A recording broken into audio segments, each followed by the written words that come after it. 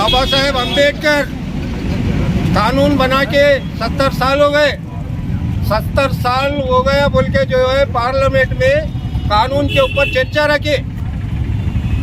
जो कानून बनाए सो है बाबा साहेब अम्बेडकर बोल के कानून के ऊपर चर्चा करे तो बाबा साहेब अम्बेडकर नाम लेके अम्बेडकर बोल के जो है बोले पार्लियामेंट में हमारे MP राहुल गांधी ये लोग। तो अमित शाह के क्या बोलता, अम्बेडकर ये फैशन हो गया। वही भगवान को अगर ये नाम लेते तो 7 जन्म तक स्वर्ग जाते कहते। तो बाबा साहेब अम्बेडकर कानून बनाए, बाबा साहब का नाम नहीं लिए तो क्या दूसरों का नाम लेते? क्या मोदी का नाम लेते, अमित शाह का नाम लेते?